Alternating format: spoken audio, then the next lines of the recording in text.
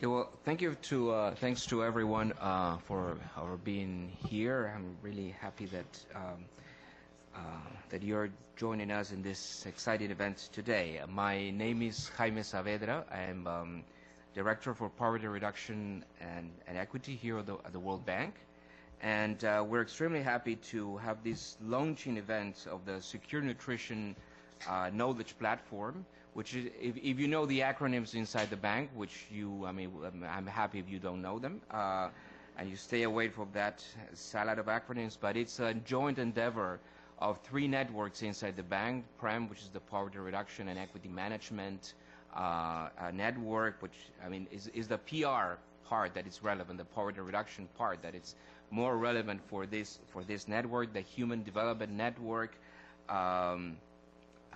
that is involved in this endeavor, as well as the ARD, which is the Agricultural Rural Development team in the bank. So we have people from different strands and different technical expertises and different backgrounds here in the bank working on nutrition. The platform, this SecureNutrition Knowledge Platform, which is this initiative that we're launching today, has already started his activities a few months ago and is actively engaging partners like IFPRI, like FAO, like Bread for the World Food Program, and other institutions. Because the idea of these knowledge platforms that we're trying to start at the bank is that even if the start is here in this institution, at the end of the day, is a space for knowledge creation, knowledge sharing, and knowledge dissemination throughout the different institutions that are interested and are passionate about specific issues. We're working also in a jobs knowledge platform with the same idea, not to work isolated as an institution here in the bank, but to work with partners, think tanks, universities, other multilateral organizations that try to look at this issue. In the case of the specific case of the SecureNutrition Knowledge Platform, it was established in response to the realization that unless we address issues of malnutrition in a multisectoral and coordinated way, we risk preventing achievement or even reversing some progress that has already been made towards the achievement of the MDGs. So the links between agriculture, food security, and nutrition are among the most important and sometimes unexploited pathways, and those are 3 areas that we try to link together in this platform. Nutrition is absolutely critical. Is a critical dimension of poverty reduction, and as I was saying, requires this multisectoral coordination that is not always easy. In many countries, we have a Ministry of Education, we have a Ministry of Health, but not necessarily we have a Ministry of Nutrition, even though we know that the interventions that are critical for nutrition are in many different sectors, but have to be seen with a specific lens. And also in the bank, where there's education, there's health, there's a nutrition team, but not necessarily the amount of coordination that we would like to see. There's some initiatives like the SUN, the Scaling Up Nutrition initiative, that is trying to start that work of trying to link at the country level different government units that should be working together in terms of improving nutritional outcomes, but trying to exactly fill that gap that sometimes we see of not having the enough coordination across institutions.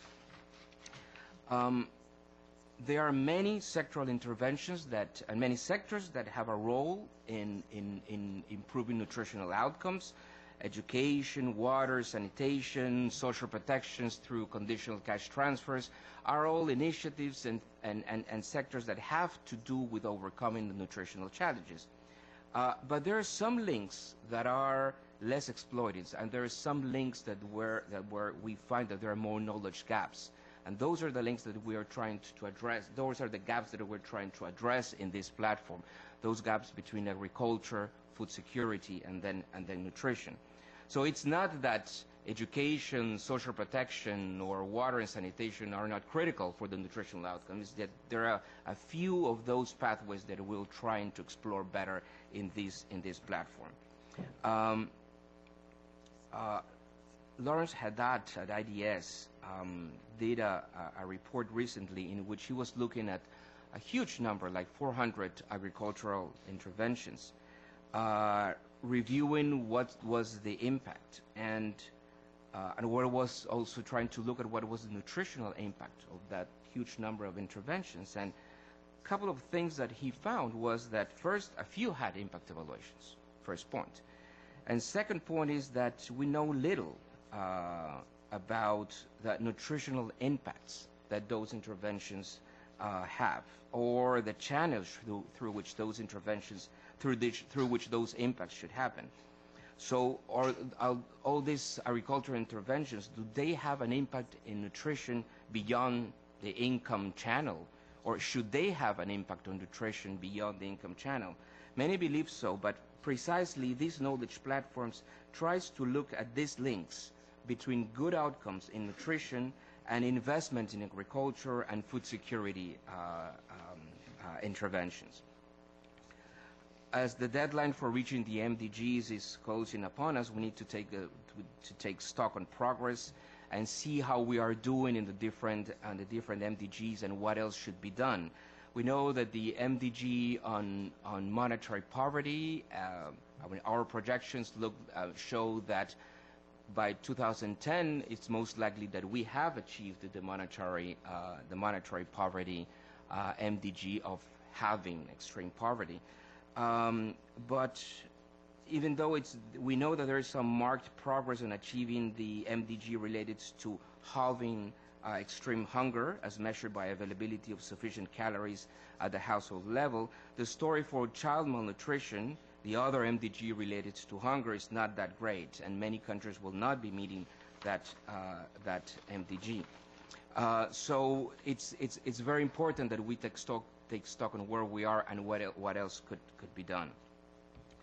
A concurrence of high food prices, of a growing population, and the accompanying upward pressure on food demand makes tempting to think that improving existing practices and developing new technologies to improve agricultural productivity, to increase the global food supply, are key responses to address the nutrition problem.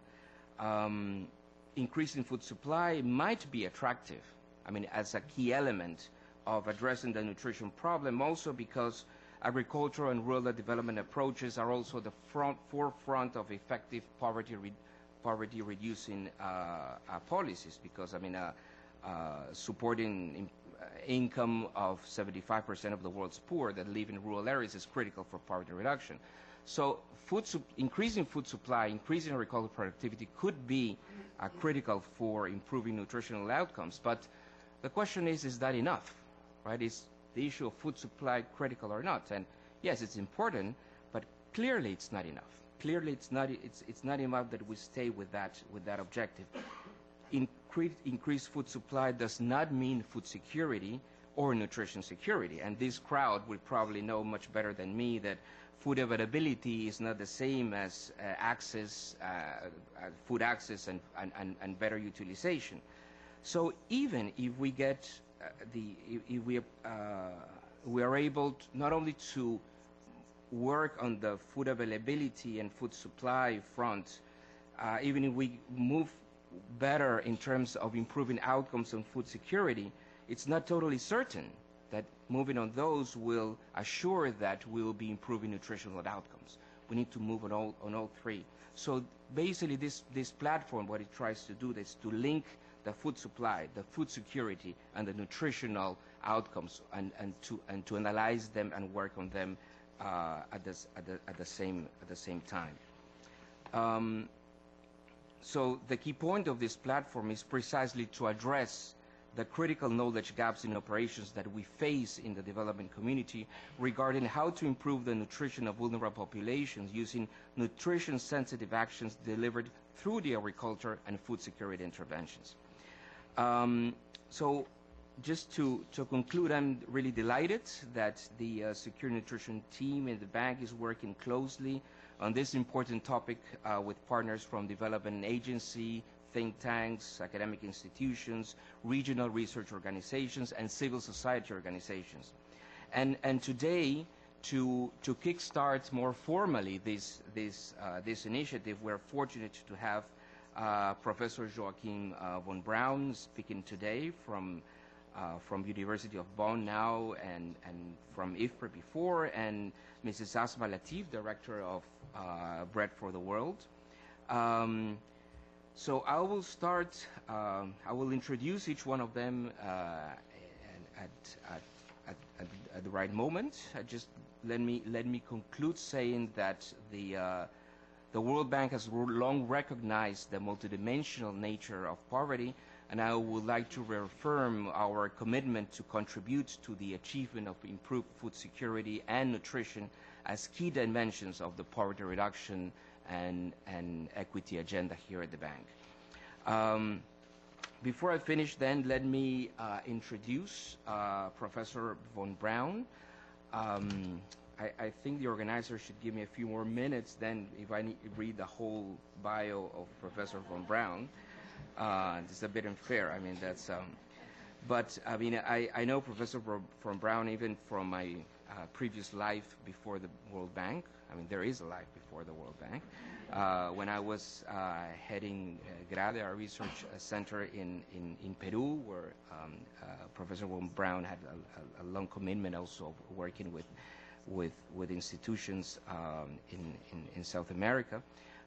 Professor von Braun is an applied and agricultural economist who, as you all know, he's director of what is considered to be the leading development research institute in Germany, the Center for Development Research, and professor for economic and technological change at Bonn University. His research publications cover issues on economic development and policy, food and nutrition security, trade, and science and technology policy. He was director of IFPRI here at Washington until 2009, and he was before president of the International Association of Agricultural Economists. He's also a member of the German Academies and fellow of the American Association of Advanced for Sciences, among many other awards and accomplishments. So let me then give the floor to Professor von Braun for 30 minutes, and then we'll open for a few minutes of Q&A. Thank you very much.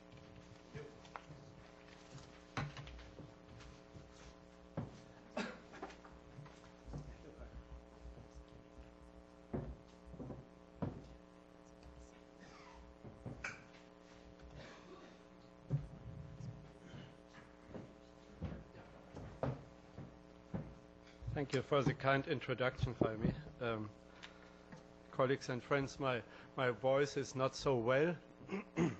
The reason is too long partying at the wedding party of my daughter last weekend, and since then I have this voice. I hope those in the last rows still can understand me. I want to congratulate you institutionally, the World Bank, for creating this platform. A knowledge bank needs knowledge platforms on which the participants can dance and meet, and I think it's extremely important, and that's one of my key messages of this talk, that nutrition is being addressed in alliances, and the time is ripe for unusual alliances, not just between the agriculturalists, the food security community, and the nutrition community, but far beyond. And the content of my talk is related to new concepts. I think we have a set of interesting new developments around food, agriculture, and nutrition, prompted by the world food crisis, which did not just lead to activism around the policy communities, and the private sector and the civil society community, but the academic community also revisited its contributions to address the challenge. The food and food-related challenges in general I will not talk about. I just, to cover myself, list them here, the 7 or 8 major challenges from from the demand side to the supply side to the market disruptions and so on. We definitely need more investment. But what criteria for investment in order to achieve improved food security and nutritional improvement? That, I think, relates to the agenda which the World Bank in particular can influence heavily. I will talk about 3 themes. Marie, can you read that there? I will talk about new risks and realities around agriculture, food security and nutrition health. Actually, you will see me bundling nutrition up with health rather than with food security. I'm not dogmatic about it. I'm slightly leaning in that direction, that nutrition is closer to the health policy and health research agendas than to the food security one, but we can discuss that. I will talk about new concepts focused on nexus approaches and how to move forward. Let me come to the first issue. Some global risks that have severe impacts on the food security of the poor have increased. So these risks relate to high and volatile food prices, financial and economic shocks, climate change, and epidemic outbreaks, linking human diseases to livestock diseases, for instance.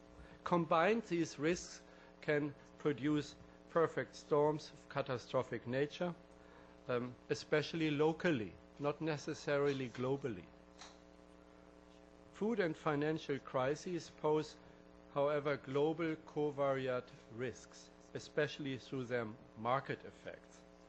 And those also increase idiosyncratic risks because people whose assets are depleted due to covariate risks, say food price shocks, for example, have it much harder to deal with idiosyncratic risks, so a local or individual health shock.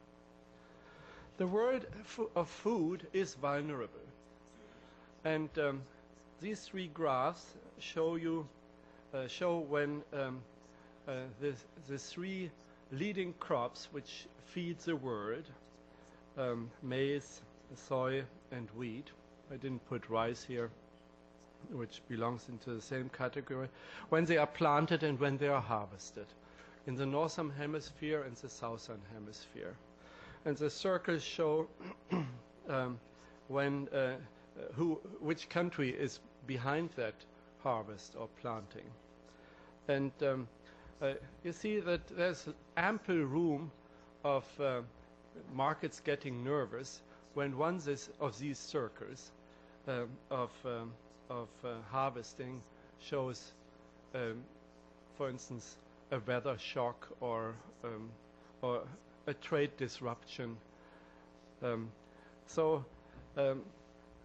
The clusters of harvesting in the north and the south are pretty far apart within the year. We should not just look at output per annum or stocks at the end of the year. We have to keep in mind that crops are being produced not throughout of the year, gradually every month, but in a vulnerable world of climate risks at different times in the year in different locations, and disruptions have happened during the last world food crisis. The old fundamentals coming to prices are, of course, supply, demand, and stocks. The source of the old fundamentals, of these old fundamentals, is, however, rapidly changing from the US and Europe to the emerging economies. The new fundamentals, which I'm talking about a bit more, are the energy market linkages to food, the financial market linkages to food, and speculation in combination with trade policy. We have three price developments in the last 6 years. A trend of increasing prices, volatility of prices around the trend, and third, and to be distinguished from that, because it's so relevant from a nutrition perspective, increased frequencies of drastic price spikes. Let's look at these three for a moment. This is the left-hand side graph shows you the spike frequency for the crop of maize, which has over the last few years increased, especially the upward spikes. On the right-hand side, you have volatility. Also, volatility shows in recent years, since year 2000, substantial increase. Trends, here shown in filtered ways, not just the time trend, have also increased. Policy needs to address all of these different price developments, but each of them have very different impacts on poor people.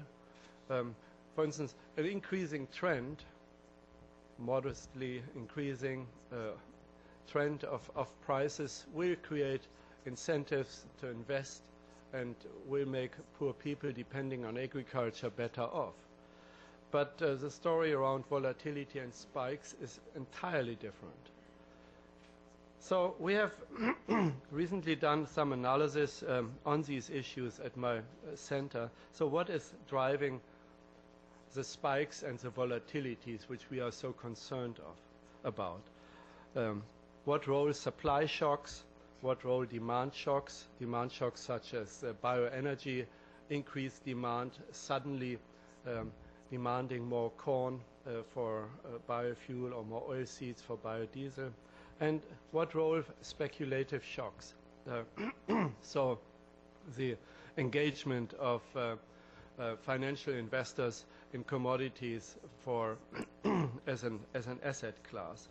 Our findings, which I only put here verbally, if you want to look it up, the source is at the bottom of the slide, and I think these slides will probably be distributed somehow. The findings suggest that excessive speculation is a stronger cause than demand and supply side shocks for spikes. So yes, demand and supply side shocks, say a drought in Australia for the supply side, or I gave you already a demand side example, do play a role, but excessive speculation has driven spikes higher up. So actually speculation does not have a price level effect, but it's a spike booster. So we, concerned about people's well-being, must be concerned about the wrong speculation at the wrong point in time. Supply shocks are only important for volatility, but not for spikes. And the positive relationship between financial crisis and food price volatility implies the significance of food commodities as asset class, so the financialization, which requires prudent regulation. So we cannot talk about food and nutrition security today without addressing the new price environment and the intrusion from non-agricultural markets, especially asset investors in the commodity markets. We cannot deal with agriculture, food and nutrition security as market economists, just the old way of assuming supply and demand works, and if we produce a bit more, we will have dealt with these issues. Jaime already mentioned that more supply will not solve the nutrition problems, and that is very important. It's a necessary but not a sufficient condition. but I'm adding that argument that we have to have a strong understanding of the financial market situations if we want to address and understand price formation, which is critical for the poor. Price spikes and volatility do have links to agriculture, food security, and nutrition. In agriculture, they reduce investment incentives and lead to wasteful hoarding. Food security is affected by reduced availability and access, and nutrition and health is adversely affected in short and possibly long term due to nutrition income related shocks, especially for children. We need, as economists, to reevaluate and to revalue the costs of volatility and spikes due to the human costs which are neglected in the classical market analysis. You don't find any mentioning in Newbery and Stieglitz textbooks, very important, still relevant textbooks, factoring in the nutrition economics losses, people, human capital suffering due to price spikes and volatility. There are multiple pathways from food price shocks to nutrition and health, which I have listed here. Let me just mention them. There is a direct food consumption pathway through household level consumption cutback. There's a health spending pathway. When households get poorer, they cannot spend on health, and out of that comes, through the interaction between nutrition and health, adverse outcomes. And there's a community capacity pathway when purchasing power collapses and community capacity is undermined. If you look at how poor and rich people in Indonesia spend their money, you see the usual pattern. The poorest 20% spend about 20% of their income on staple foods, the richer people about 7%. Actually, both of them, the richest and the poorest, spend hefty sums on tobacco and alcohol, so-called adult goods, and both of them spend much less on health. So health expenditure by households tends to be marginalized. We cannot shy away from addressing consumption behavior, expenditure behavior, and just focus on the left-hand side and cry that the poor are suffering when prices are exploding. We also need to address a behavioral change and knowledge regarding spending on things which are adverse to health. I think your platform should not shy away from addressing these types of issues, which are a taboo topic when you talk with the Minister of Agriculture or Minister of Finance. Let people have their smoke or drink. Well, you see, if you look at what happened in the food price crisis and economic crisis, we had, if you look at the DHS surveys, we have these results that from the 10 or so countries where we have child anthropometry data, solid data, before and in the crisis of 2007 to 2009, in most of the countries we have either a decline in progress of improved nutrition, or we have, such as in Indonesia and Egypt, a switch around from a positive development of declining child undernutrition into the direction of increased child undernutrition. So I think we need a lot more solid work than simply comparing these numbers, but they indicate there's a lot of smoke out there. The price and economic depression effects of 2007 to 2009 are strongly correlated with a decline in the progress of nutritional improvement. This is the same graph here for Bangladesh, which I will move on to. Let me sum up this part of my talk, the implications of new risks. One, risks for agriculture, food security, nutrition and health do interact and adversely impact the poor. Secondly, some new risks are created outside agriculture and the food system and cannot be addressed just by agriculture and food actions. I think your platform needs to embrace this, especially the energy sector and the financial sector. Agriculture, food and nutrition risks should not be addressed in sectoral isolations. I think that's the whole mission of your platform, which I very much applaud. And new food security risks need broader concepts for risk prevention, risk mitigation and risk management, which is fortunately a topic which has come to the G20 agenda, especially the risk management platform. Let me come to the second point, new concepts. If you look at the food security definitions as they evolved since the Food Summit in '96, fortunately nutrition has come in more explicitly and in a more subtle way. The Committee on Food Security's reform document very much combines food security with nutrition security, and I think that's a good development. The nutrition concepts also have evolved by being much more focused on also the micronutrient deficiencies, the problems and the causes, diverse causes of child malnutrition and the emerging obesity trends. Agriculture concepts also evolved, and especially so agriculture has become redefined over the last 5 years. That's probably the most rapid conceptual change. The traditional way of looking at agriculture was the farm sector, maybe with forests and fish, and then 10 years ago ecosystems came along. And what has come along the last 2-3 years is what we refer to as a bioeconomy, which embraces agriculture. Agriculture in the bioeconomy concept has become embedded in a broader trans-sectoral economic framework of food, energies, biomass and landscape services.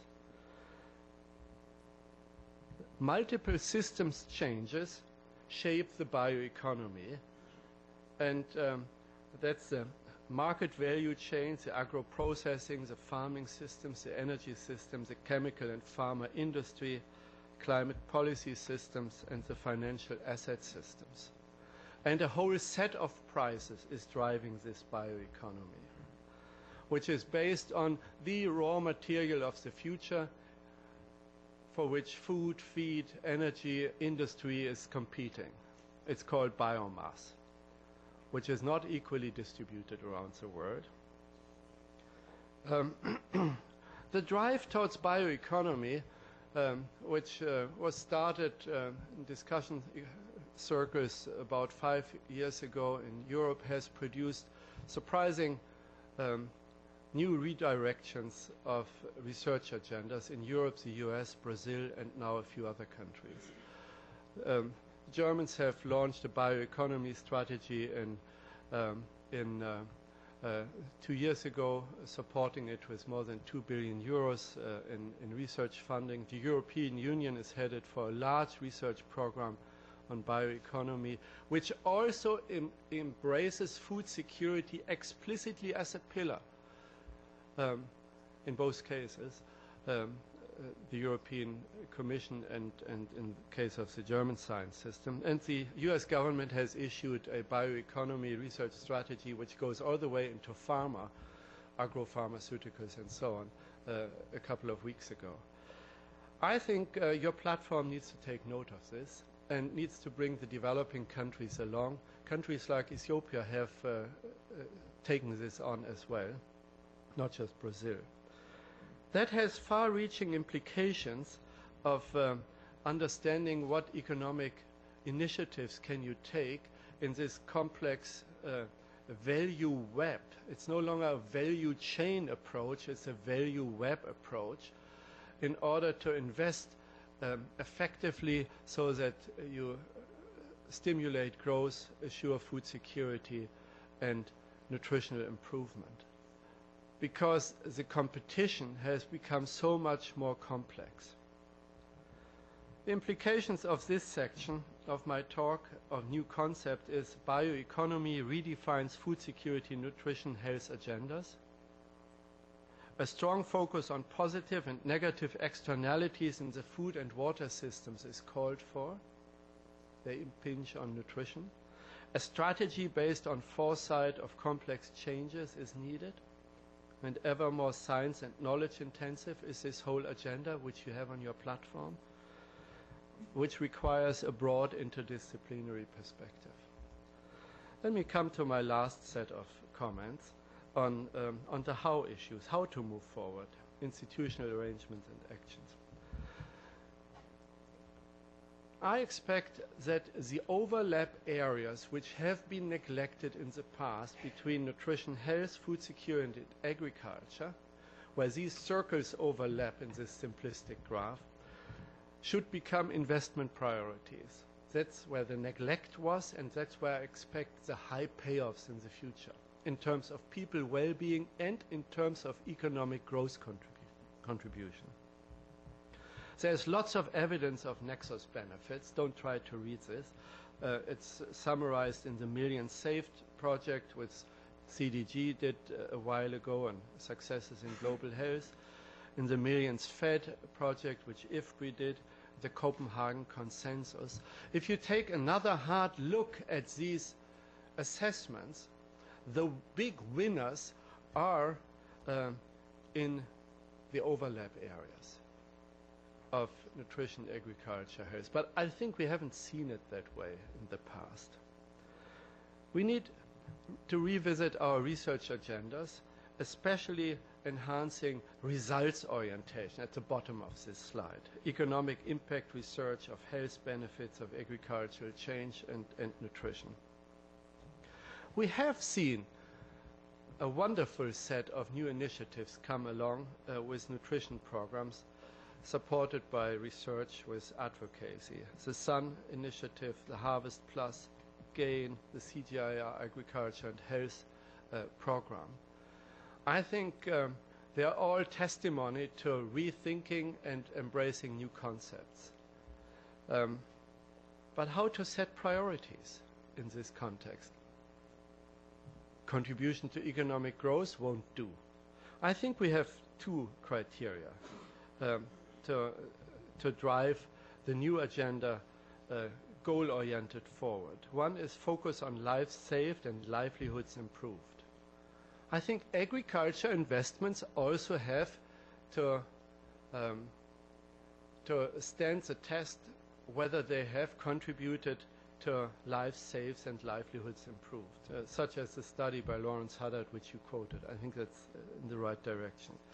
Secondly, focus on the economic productivity, growth and returns to investment, the classical cost-benefit ratio. But that needs to factor in human capital, which currently it did not, and it has neglected nutrition.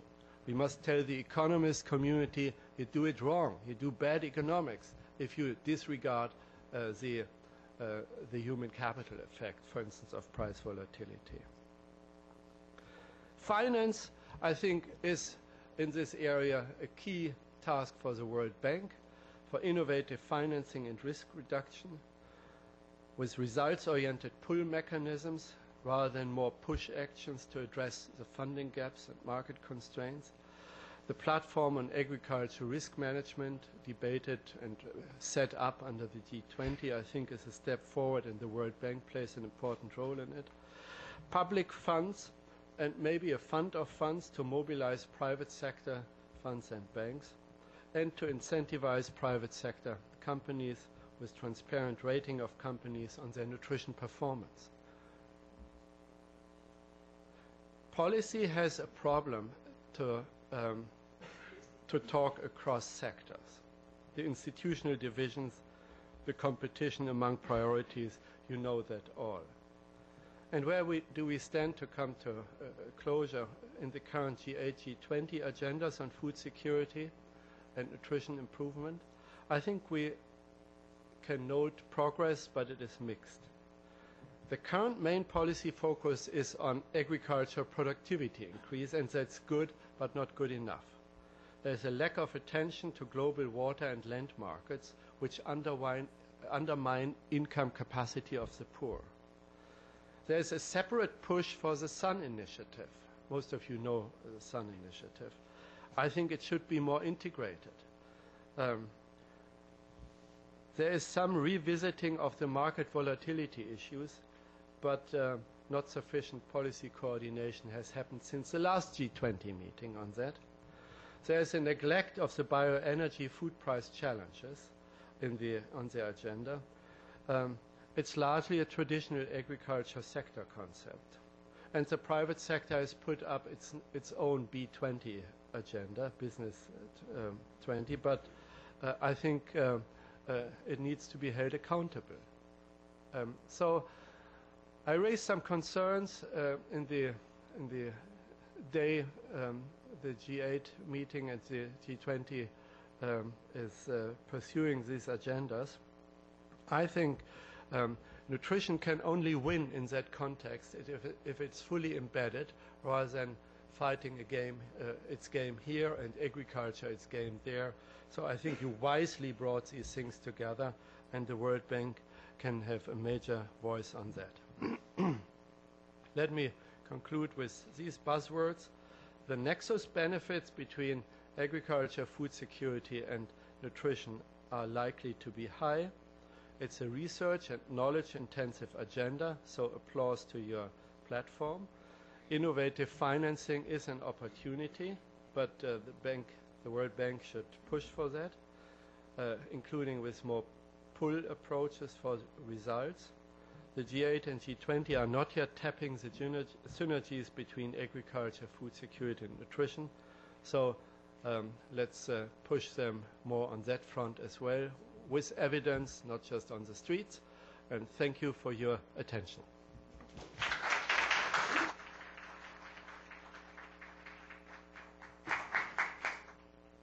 Well, thank you very much, Professor von Braun. I would, and in particular, the whole feeling I get is the good progress, but there's a lot of work ahead. I want to change a bit the agenda and just give you a few minutes, the opportunity to raise a few questions to Professor von Braun. So we're gonna just take a few. So if anyone wants to make a comment or a question, there are two mics there. If we could go very quickly there. So.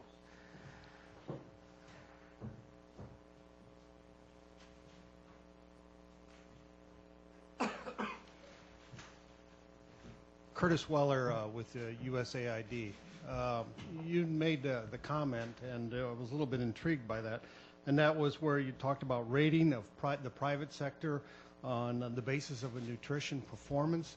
Could you go into a little more detail about that in terms of what might be some of those various components within the private sector that would be key elements or key parameters in that rating? Yeah, thank you. Great question. Over the last 3 years or so, and again, that I think is new conceptualization by the private sector in response to what happened in the world food crisis, many of the big corporations have started to not just look at shareholder value, but at shared value, at what they do to all their clients, be they those who supply raw material to them, and the clients they sell their products to. That applies to Nestle, Unilever, Danone, and others. Maybe they haven't come long ways enough in that respect. All of them have started to report indicators, such indicators, in their annual reporting, say the shared value reports, and show these reports to review committees of independent, unpaid people. I think that's a very healthy development. But what we need is somebody needs to look across there so that this is standardized and that is a new field of auditing, and that's where I think the nutrition benefits, that can relate to fortification of the right kind, the water footprint in agriculture resource management, the appropriateness of contracting small farmers without ripping them off. These are just 3 stark examples, and many of them have 20 or 30 such indicators already. So I think you at USDA can push for standard setting. That has to come from the public sector, because the big corporations will not get together and harmonize. Thank you very much. Please. Iftikhar Mustafa from the CGI Fund Office. In one of your slides, you mentioned public fund and a fund of funds to attract private sector. I'm quite interested to get a sense from you, your thinking around that notion of fund of funds and how, what you have in mind to attract the private sector. Yeah, there's tremendous progress of setting up funds, for instance in Africa, to mobilize the banking sector to lend to small farmers. And what the public sector fund contribution actually does is to assure the risk of those who may default. And out of that you can mobilize capital from the private sector of 1 to 10 or 1 to 20, because the default rate is rather small. So 10 million give you 100. And I think this type of fund approaches, we should not just focus on agricultural production, but on the whole value chain, moving us closer to consumers, retail, and food security and nutrition.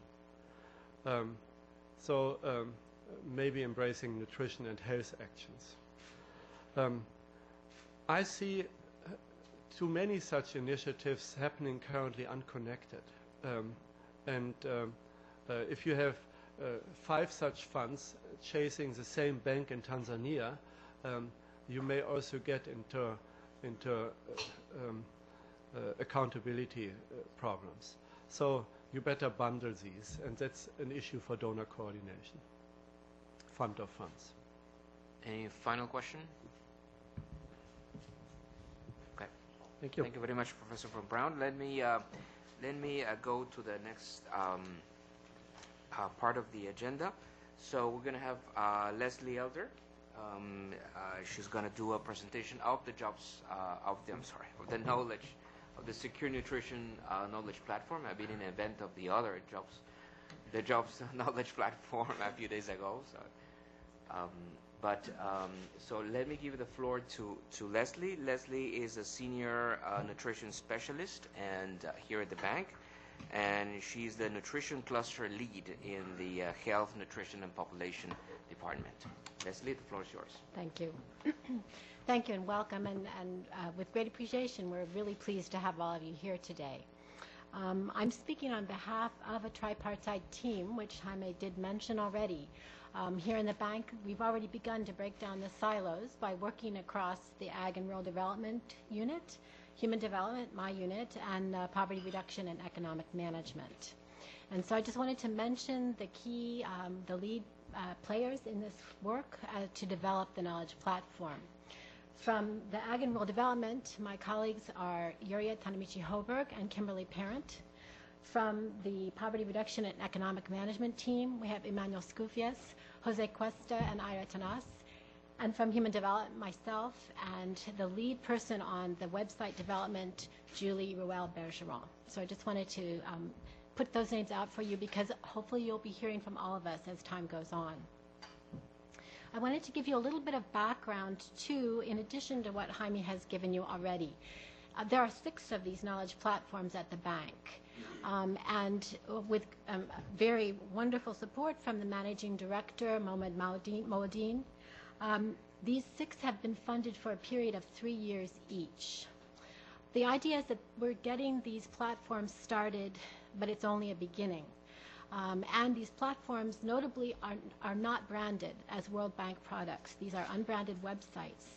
And we're looking to the future to our partners on these platforms as taking the lead as we move on past the 3-year funding period.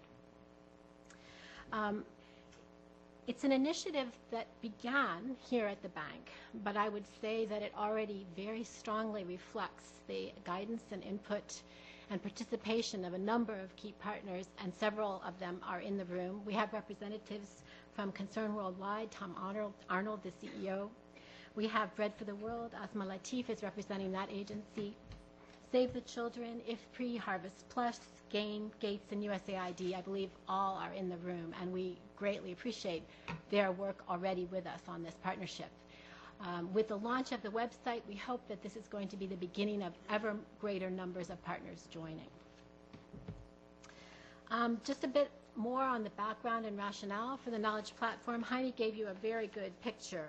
I would just reiterate that in this time as we're engaged in the G8, G20 talks, as the Global Monitoring Report on Nutrition and the MDGs just came out, we really have felt that there remains a persistent focus on the production of calories, on staple foods, on food availability and access.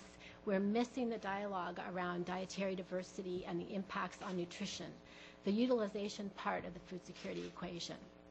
That was a fundamental driver, and we've heard a lot about that from Dr. Von Braun this morning as well, this afternoon. We see the Secure Knowledge Platform as filling a niche in a fairly crowded environment. Our colleagues at FAO have a marvelous forum, knowledge forum. We see this as filling a gap in terms of developing operational evidence, answering questions about how to do what we're proposing. We see it as breaking down internal silos here within the bank. We've certainly begun that as a team. We don't speak exactly the same language, but we're beginning to understand each other better. And also, as I said, to address operational concerns, that this is a key aspect of the Secure Nutrition Knowledge Platform that we see going forward. What are some of the priority outcomes? You know, what is this about? What is it that we think we're doing? First, we see a need for the development of new operational tools. Again, reflecting the needs of the internal bank audience, but also, I believe, our external partners as well. One of the things which is actually coming quite close to completion are the development of 3 tools on how to integrate a nutrition lens into health, agriculture, and social protection. We're also looking at metrics. One of the questions we get over and over again from our agricultural colleagues here in the bank is, how do we measure nutrition outcomes in my projects in agriculture? What are the metrics? How are we going to get a handle on whether or not the dots are being connected? There was a recent March 22nd workshop led by the PREM team here. You see Per Pinstrup Anderson here speaking. I would say that we probably ended the day with as many questions as we did answers. But I think that we generated a lot of enthusiasm for continuing to really try to understand how we're going to come to consensus around measurement of, for example, dietary diversity in an agriculture project. We're talking about the need to fill operational knowledge gaps. And really one of the key questions we are struggling with inside the bank is the answer, again, to our agriculture colleagues who say, I'm happy to implement activities within my normal routine work program, but that will have added impact for nutrition. What are these? How do we do them? What's the evidence? So that is one of the key areas that we're seeking to work with partners both in and outside the bank to answer. We see the website itself as a place for sharing knowledge, for exchange of ideas. And we also understand the importance of face-to-face engagement. So we see the next 2 years, one of the things we want to do is to look towards regional consultations and to reach out and get closer to country level. And finally, we want to see, the goal is these win-win linkages that we've heard so much about from Dr. Von Braun.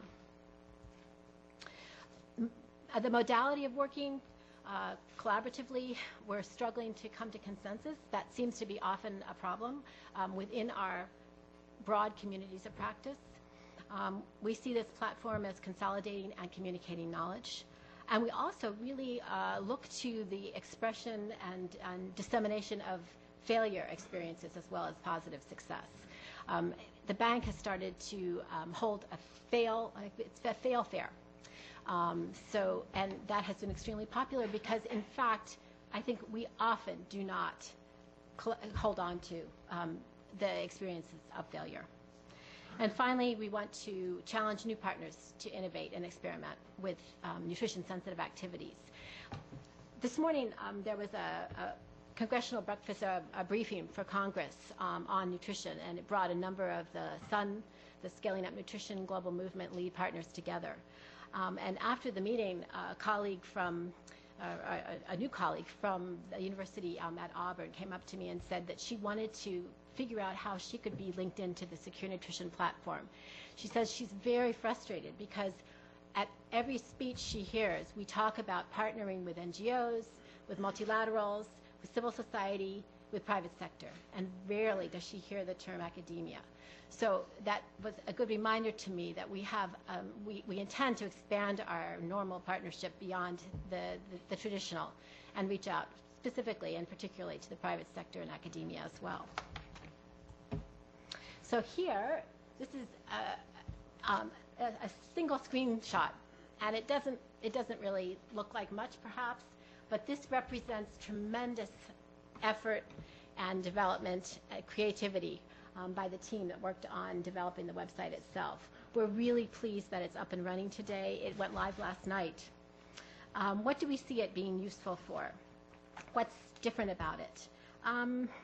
I would say that probably the key aspects are that we see it is going to be a place where we can post new knowledge.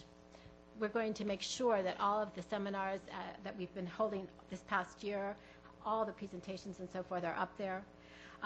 We see it as a place where we're going to be posting events, news stories, but creatively, we're going to have a section called Ask the Expert, where we hope that many of our partners will be able to position themselves and engage in dialogue, live dialogue online. We have a section called What Are People Reading? Top Picks of the Month. We want to have individuals put up what they are reading currently and that is bringing the most up-to-date information to all of us. We're also going to have a section called Share Your Experience. And here's where we feel that almost immediately we can start to bridge the gap between what we know is happening sort of on pilot level with our partners in NGOs and other types of agencies, where we'll feature videos, pictures, documents, text expressions that will tell us the small-scale studies, the small-scale successes that we can then potentially look to scale up. And finally, we'll have a section on meeting partners so that as we gain momentum with bringing more people on, we'll have a place where you can post your information for your agency. So with that, I'm going to close with thanks to all of you for coming and with a strong urging to visit the website and to keep coming back because it's only going to expand and get more rich. Thank you.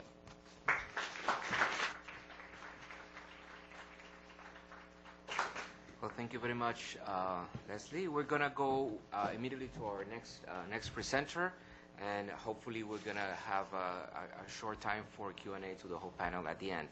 So let me invite Asma Latif to the podium, or you want to present for me? Okay, great. Thank you very much. Asma is she's a director of the Bread for the World Institute. It's a research and policy analysis education group affiliated with Bread for the World, which is a Christian anti-hunger organization that boasts a network of more than 4,500 churches. Before, she was a consultant for UNCTAD and the ILO in Geneva and senior international policy analyst at Bread for the World. So, Ms. Latif, please. The floor is yours. Thank you very much. It's a great honor to be invited to say a few words as a SecureNutrition partner. I was on the website last night, so I do encourage everyone to go back. It is terrific, and it holds great potential. Congratulations on the launch of this knowledge platform. I'd like to start by thanking Mira Shaker and Leslie Elder for inviting Bread for the World Institute to participate in this exciting effort to develop the knowledge platform, and for their tremendous leadership in the area of nutrition. It's a great honor to follow Dr. Von Braun. Thank you very much for your important words. The wonderful thing about going last is I get to underscore all the great things that have already been said. But let me just start with a very quick word about Bread for the World, because it'll provide a little bit of context for my comments. Bread for the World is a US-based grassroots anti-hunger organization. We have 70,000 individual members, as well as the 4,500 churches in our network, who engage their members of Congress on issues of hunger and poverty, both in the United States and around the world. Bread for the World Institute, which is where I work, is the policy analysis and education affiliate of Bread for the World. Through reports, stories, and multimedia tools, we equip our network of activists with information they need to become effective advocates. So I guess you could say we are about building the political will. For most of Bread for the World's 38 years of history, we talked about hunger around the world in terms of the lack of access to calories. It's only in recent years, since around 2008, that we began to understand the importance of good nutrition, particularly in the 1,000-day window between pregnancy and age 2, for economic and social development. And that malnutrition is a result of poverty, but more importantly, it is a cause of poverty. The 2008 Lancet series on maternal and child nutrition was a critical part of that learning for us, as was the World Bank's seminal report, Repositioning Nutrition as Central to Development. We are at a very promising moment for nutrition. Since 2008 and the response to the global food price crisis, because of the growing body of evidence about the impact of undernutrition and the package of cost-effective direct interventions, nutrition has been very much part of the conversation. The World Bank has been instrumental in making the link and engaging others. It is terrific to hear Jaime say that maternal and child nutrition is a top priority for the World Bank, and the Global Monitoring Report really does make it very clear why this is so. In 2009, a diverse group of stakeholders, including donor governments, international organizations, including the World Bank, civil society, and academia, came together to agree to a framework for action to scale up nutrition. The framework was discussed at the 2010 spring meetings amongst finance ministers and development ministers, and this created the momentum for the Scaling Up Nutrition, or SUN, movement. In September 2010, on the occasion of the MDG Summit, the SUN movement was launched in a more formal way, and U.S. Secretary of State Hillary Clinton and then Irish Foreign Minister Micheál Martin established the 1,000 Days Partnership, really to jumpstart the SUN movement in over a period of 1,000 days, so by next June 2013. Since 2010, 27 high-burden countries have become SUN countries. They have understood that improving malnutrition is critical to economic development and achieving the MDGs. The movement brings organizations together across sectors to support national plans to scale up nutrition by helping to ensure that financial and technical resources are accessible, coordinated, predictable, and ready to go to scale. The World Bank's own Tamar Atinç and Tom Arnold, CEO of Concern Worldwide, are part of a newly created and highly distinguished SUN lead group that is convened by the Secretary General of the United Nations, and they will guide the SUN movement. The SUN movement focuses on promoting the implementation of evidence-based nutrition interventions, scaling up successful practices, as well as integrating nutrition goals into broader efforts in critical sectors such as public health, social protection, and food and agriculture. I think this is where the Secure Nutrition Knowledge Platform is critical. Nutrition has traditionally fallen between the cracks. The agriculture sector has seen nutrition as a health issue, and the health sector has seen nutrition as a food issue. What we know now is that improving nutrition is multi-sectoral in nature. But there has been much more research in the area of direct nutrition interventions, vitamins and minerals, behavior change, complementary feeding, therapeutic feeding, and deworming. This has led to an impressive evidence base on efficacy and cost effectiveness. There's been less evidence, research and gathering of evidence about the impact of nutrition through agricultural investments. This is an important gap in knowledge. We know from the experience of a number of the partner organizations here in the room that agriculture, particularly smallholder agriculture, can make an enormous difference. Dietary diversity and the availability of nutrient-rich food combined with nutrition education is an important part of the puzzle. Malnutrition in pregnant women starts the vicious cycle. It increases the risk of dying during childbirth, and a malnourished mother is much more likely to have a low birth weight baby who will struggle to make it to the age of 5, will likely grow up stunted, and will suffer lifelong health implications. If the baby is a girl, she is more likely to have a high-risk pregnancy and low birth weight babies of her own. Providing the right kinds of food to women of childbearing age is a key step in breaking this cycle. But many questions remain. How do you make agriculture and food security investments nutrition sensitive? As countries plan to scale up nutrition and have to make investment choices, they need to know what works, what are the challenges, and how to overcome them, and how best to target their investments. As an advocacy organization, it is exciting to learn from the expertise and diversity of the partners of the Knowledge Platform. Bread for the World relies heavily on the experience of operational organizations, research and academic institutions, and international development organizations to understand how interventions play out on the ground. We're honored to be part of this rich group of organizations who will bring their research and on-the-ground experience to bear on this issue. The sharing of lessons, best practice, and evidence will help high-burden developing countries and their partners to better direct their efforts. From a policy advocacy perspective, such as ours, the Knowledge Platform will provide us with real-time information and a growing evidence base from which to make the case that increased investments in agriculture can have nutrition outcomes and must be designed in ways that are nutrition sensitive. I cannot emphasize how important it is to have good information on which to base advocacy efforts. I think it's fair to say that we are at this moment in nutrition poised to make great progress because of good, solid data and research, strategic use of information, and a coordinated advocacy strategy. But to move forward and to ensure that nutrition does not once again get left out of agriculture and food security programs, we need stronger metrics. This morning, as Leslie mentioned, Bread for the World, Concern Worldwide, GAIN, and Save the Children joined other partners to hold a briefing on nutrition on Capitol Hill.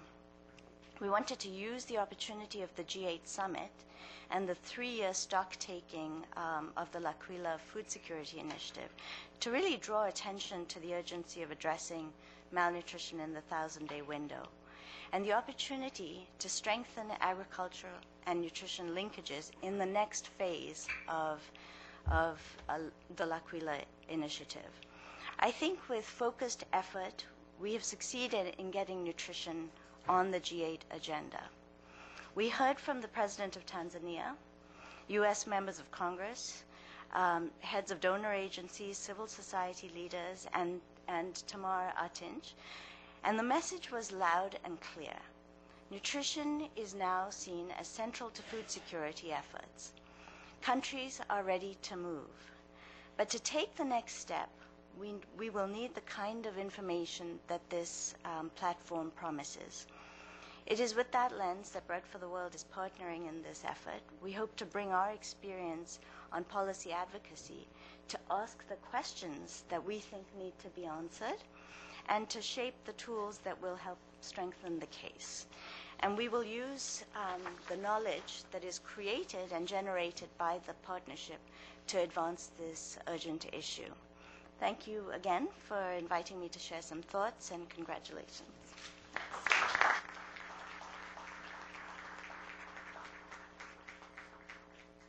Well, thank you very much, Asma. That was very, very interesting. Let me open then. We have a few minutes so that you can address any of the members of the panel, except me. So we have time for a few questions. Please. If you could go near the mic because we're taping this. Thank you. Venkatesh Bernard from the Micronutrient Initiative. We've had this discussion on sun going on, and Asma summarized it very well, all the progress that has been made over the past 2 years.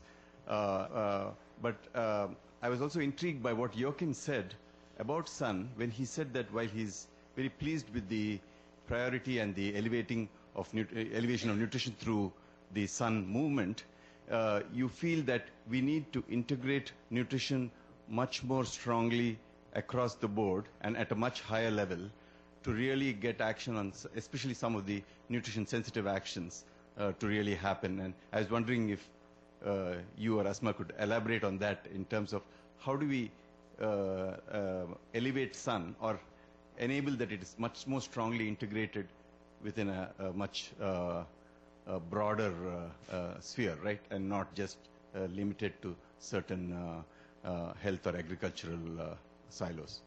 Thank you. Great. Let me collect if there are any other questions. So we go back to the panel.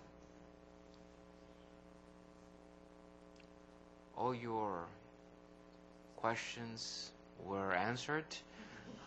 All the challenges solved. Yes, please.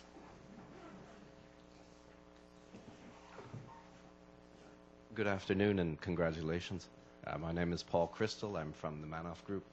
I wanted to learn a little bit more about the knowledge process. I think the risk of many of these excellent platforms is that they turn into large parking lots for information. But knowledge, these sort of actionable items that are developed through an outreach process to experts and then validated through another group of experts in the community is really what we're looking for. I wanted to learn a little more about how we're going to ensure that this platform achieves its 3-year goal of developing itself and living well beyond its initial time. Thank you. Thank you very much. Any other question? Okay, so let me go back to the panel. Maybe we can go in reverse order. And can we start with you, Asma? I think that, Venkatesh, you raise a really important question. I mean, I think what happened through the Lancet series about collecting the evidence base that really mobilized sun, I think that sort of thing has to happen across sectors. And this knowledge platform really will provide a example or a way of collecting it, at least in the agriculture and food security sector. But I think we need to think about the other areas, social protection, education, and how you really find the ways of what does nutrition sensitive mean in those sectors. And so it might be what the World Bank turns to after 3 years on ag and food security, but I think that's an important piece of it. Should I go touch on the second question touch as well? whatever, yeah. Okay. I mean, I think, there is a tendency for academic discussions to remain in the field of people who are really speaking to each other.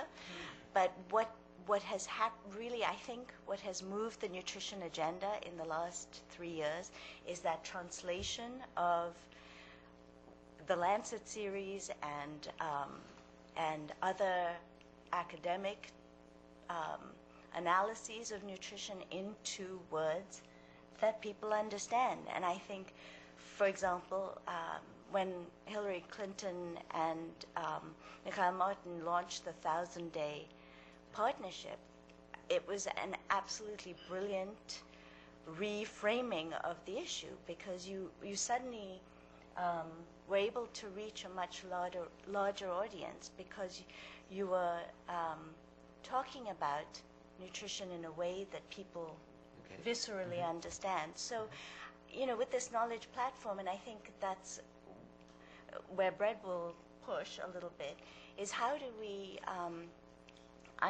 uncomplicate it? I mean, these are complicated issues, but in order to build momentum and political will, you need to also be able to explain issues in a more accessible way.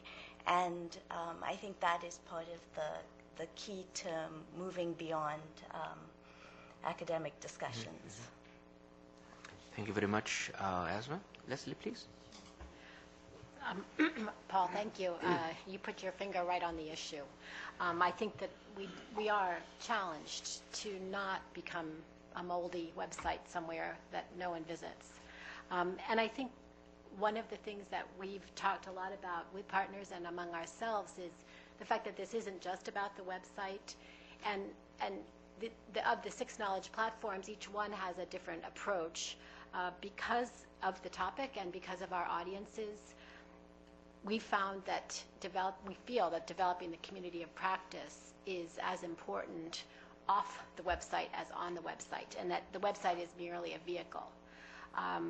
But I think if in fact we see that the momentum isn't there, that we are not meeting the needs of people who are trying to actually do what we've envisioned, what the rhetoric states can happen, then we are not going in the right direction. And so one of the key things that we want to try to do is to establish smaller subsets of the community of practice to focus on specific key issues that we hope will drive the utility, and also allow us to understand what our audience will find useful.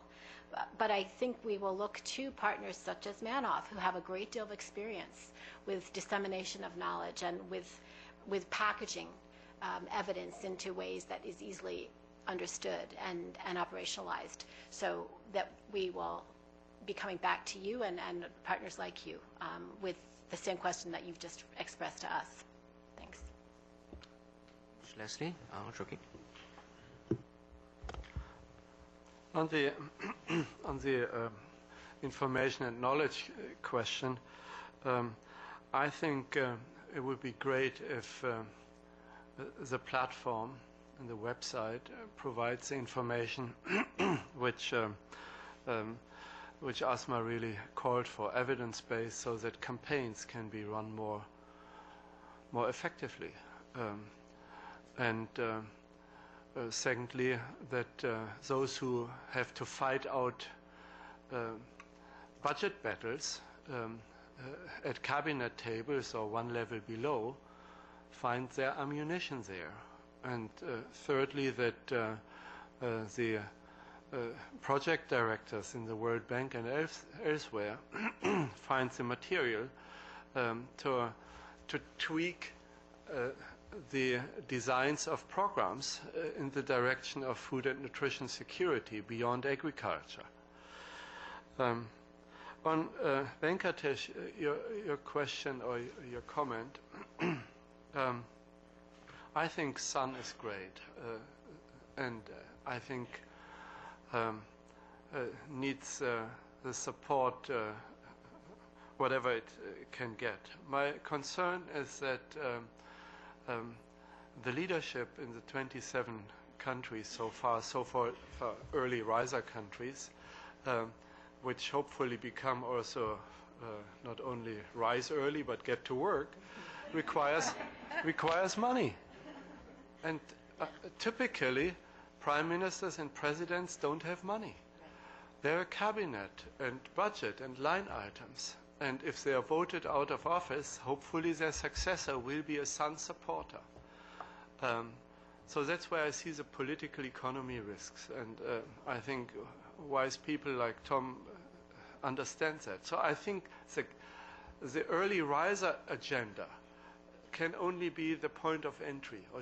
There needs to be a sustainability course which fits the political realities.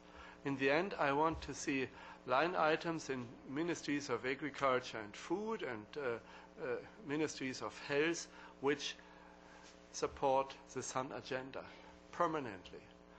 And my second concern relates to the rather limited donor base it so far has. So I think we all, especially also the World Bank, needs to advocate with other donors to get them on board.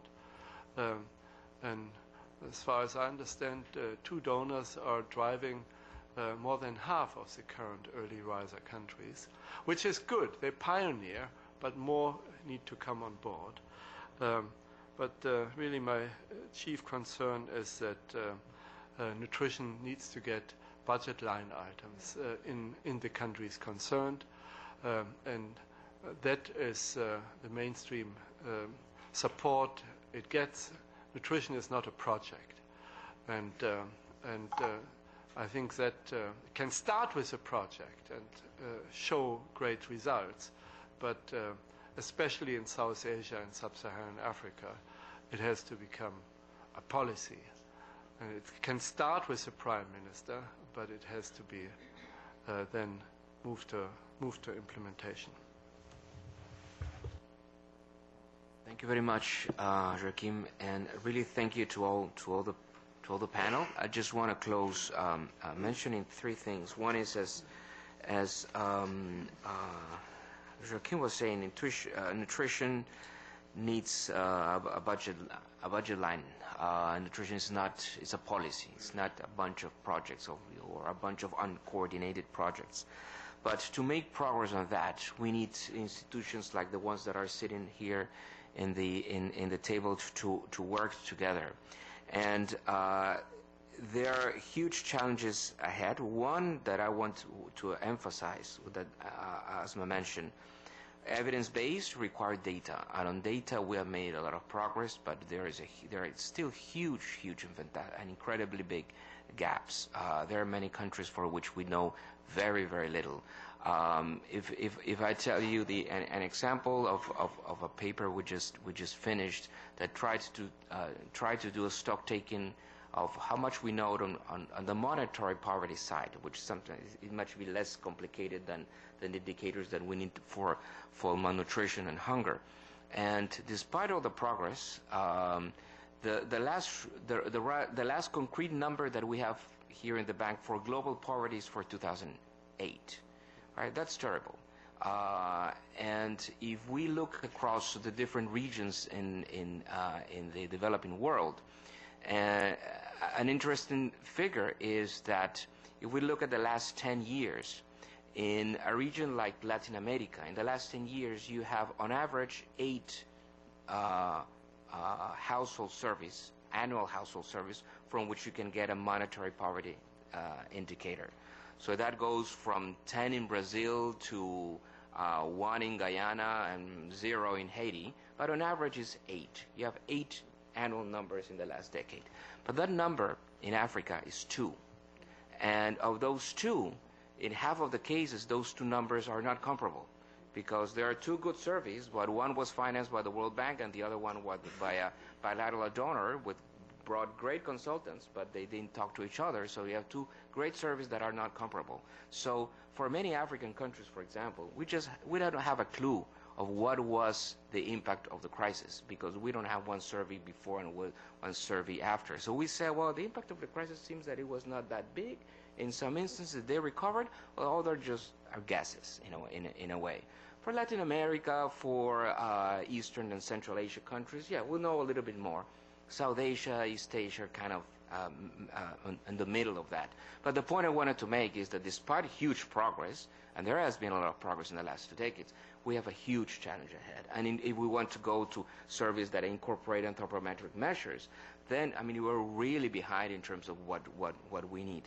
And second, even if we have the data has to be understandable by human beings. And we have a lot, in many cases, great data, great research, but we really don't make that enough of that homework of going to ways of communicating that is easy for policymakers. And in this field of food security, food availability, utilization, I mean, it's really it's a salad sometimes of terms. So we really wants to make progress. I mean, we need to make, I mean, that point that Asma was making, it's really important.